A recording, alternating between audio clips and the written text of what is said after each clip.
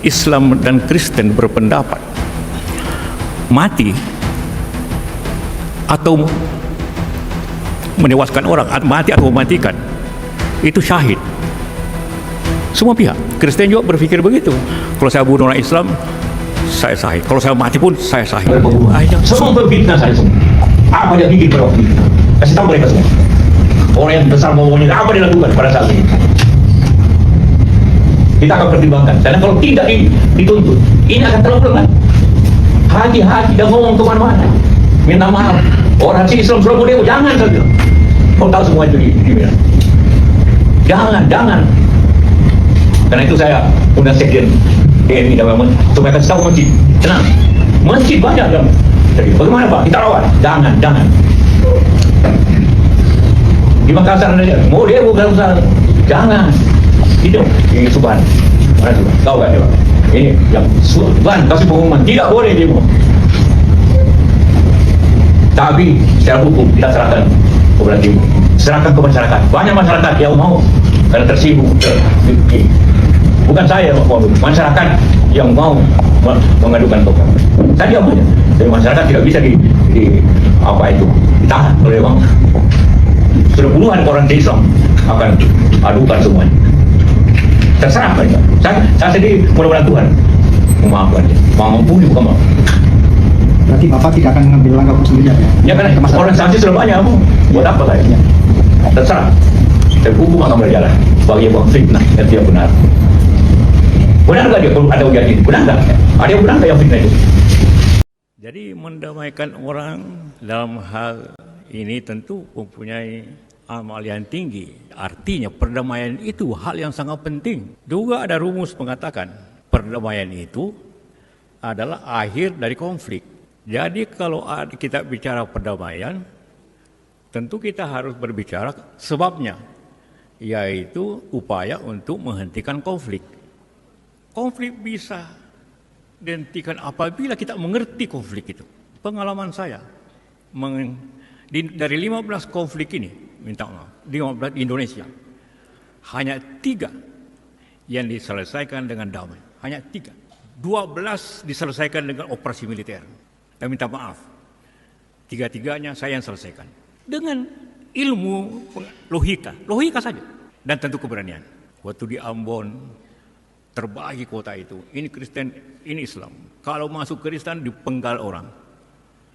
Kalau masuk daerah Islam, orang Kristen dipenggal. Kenapa agama gampang jadikan alasan konflik? Kayak di Poso, Ambon.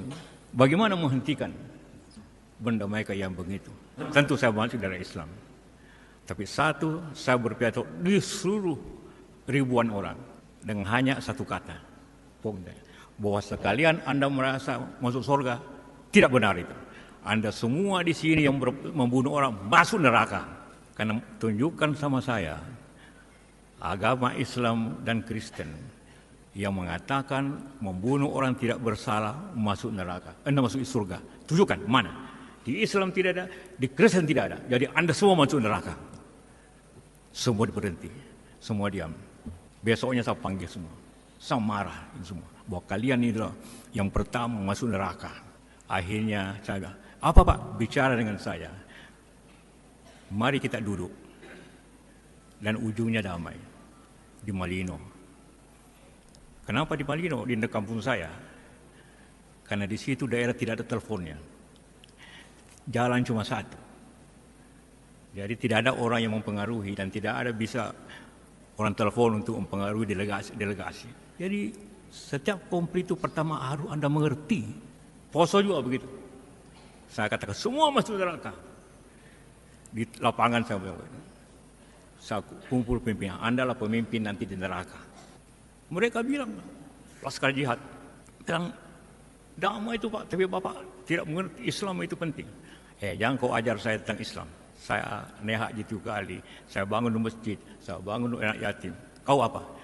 Tidak ada. Berhenti dia. Dia mesti dipatahkan niat. Langsung damai.